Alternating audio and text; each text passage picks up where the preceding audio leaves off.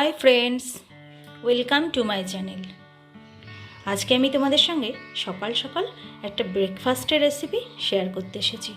আমি আজকে বানাচ্ছি আলুর পরোটা। এই রেসিপিটা আমি তোমাদের সঙ্গে শেয়ার করতে চাই। এসো আমি কিভাবে আলুর পরোটা বানাচ্ছি সেটা তোমাদের দেখাই। আলুর পরোটা বানাতে আমি সবার প্রথমে ময়দা নিয়ে নিয়েছি। এবার শুরুতে আমাকে ময়দাটা আগে মেখে নিতে হবে। ময়দাটা আমি মাখবো। খানিকটা লবণ, পরিমাণ মতো লবণ নিলাম, পরিমাণ মতো চিনি,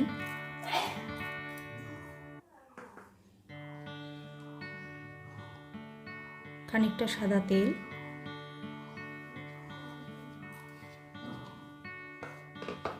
এবার প্রথমে আমাকে ময়দাটা ভালো করে মেখে নিতে হবে। এই ময়দাটা নরম মাখতে হবে, কারণ এর ভেতর আমি স্টাফিংটা যেহেতু পুরবো, সেজন্য ময়দাটা একটু নরম হলে আমার স্টাফিংটা পুরতে বেশি সুবিধা হবে।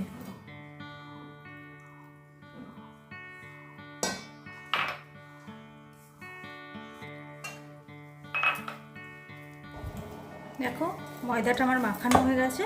এটা আমি একটু নরম করেই মাখিয়েছি। এবার এটাকে খানিকক্ষণ আমি রেখে দেব। সেই সময়ের মধ্যে আলুর পুরটা আমি রেডি করে নেব। এটা আমি ময়দার মধ্যে যে স্টাফিংটা ভরবো সেটা আমি রেডি করে নেব। আমি নিয়েছি দুটো বড় মাপের আলু। দুটো আলুকে আমি প্রেসার কুকারে ভালো করে নরম করে নিয়েছি।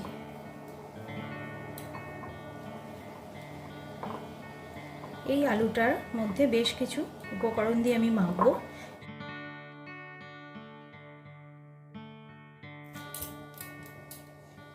এবার আমি দিয়ে দেব লবণ। যেহেতু ময়দাতে একটু লবণ মাখা আছে, এই পরিমাণ লবণ আমি দিলাম। এটা হলো জিরে ভাজার গুঁড়ো, এটা গোলমরিচ গুঁড়ো, এটা চাট মশলার গুঁড়ো, কুচিয়ে রাখা ধনেপাতা,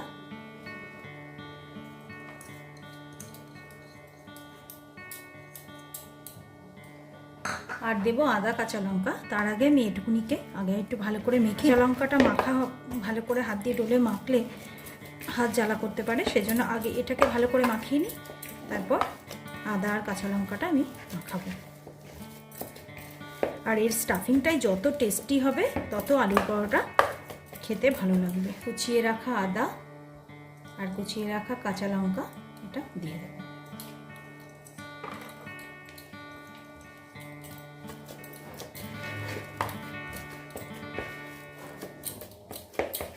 এবার এই আলুটাকে আমি কটা ছোট ছোট গোল গোল করে নেব। মাপের একটা দলা নিতে হবে। এটাকে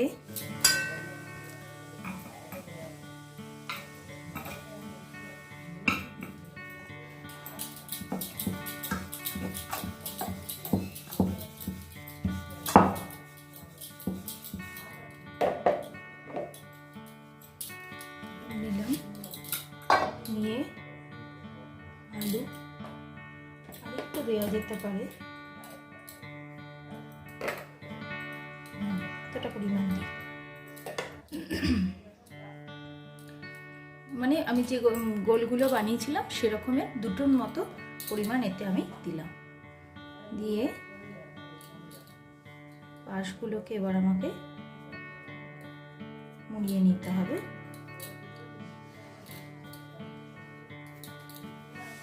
মুড়িয়ে নিয়ে এবার আমি এটাকে বেলবো।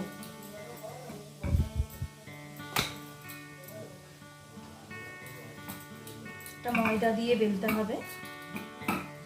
প্রথমে হাত দিয়ে আমি খানিকটা বড় করে নেব আর সমান করে নেব। এবার এর উপরে আমি হালকা করে প্রেসার দিয়ে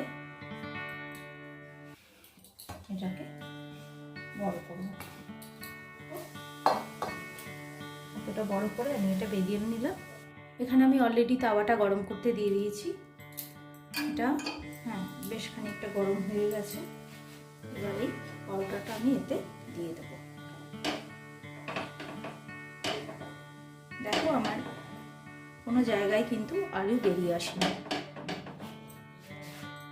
এটা একটু প্রথমে শুধু আছে ভেজে নিতে হবে, মানে কোনো রকম তেল না দিয়ে প্রথমে একটু খানিকটা সেঁকে নিতে হবে।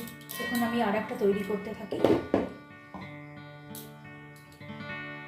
দেখো এই পরোটাটা থেকে আলু বেরিয়ে আসেনি, কারণ আমি ময়দাটাকে বেশ নরম করে মেখে নিয়েছিলাম। ময়দাটা এরকম নরম হলে সেটা আমরা যতটা মানে ইচ্ছা ওকে মানে বড় করতে পারবো, বা এটা অনেকটা স্ট্রেচেবল হয়ে যাবে। দেখো দুটো পাশ আমি প্রথমে সেঁকে নিয়েছি। এবার এটাতে আমি তেল দিয়ে ভাজবো। এতে আমি রাইস ব্রান অয়েল ইউজ করছি। তোমরা যে কোনো মানে রিফাইন অয়েল ইউজ করতে পারো, শুধুমাত্র সর্ষের তেল ইউজ করো না। ঘি দিয়ে ভাজতে পারো, কেউ ইচ্ছা করলে বাটার দিয়েও ভাজতে পারো। দেখো এবার আমি এটা উল্টে দেবো।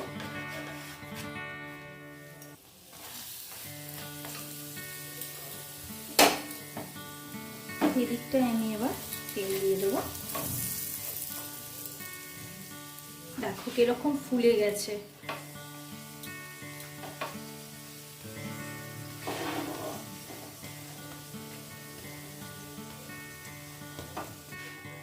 দেখো আমার আলু পরোটা ভাজা হয়ে গেল। আমার এই আলু পরোটা রেসিপিটা তোমাদের কেমন লাগলো সেটা আমাকে অবশ্যই কমেন্ট বক্সে জানাবে। আর আমার চ্যানেলটা তোমাদের ভালো লাগলে অবশ্যই লাইক এবং শেয়ার করো। আর নতুন নতুন রান্নার রেসিপি পাওয়ার জন্য অবশ্যই আমার চ্যানেলটা সাবস্ক্রাইব করে নিও। আমার আলু পরোটা রেডি। এটা আমি সার্ভ করার জন্য রেডি করে ফেলেছি।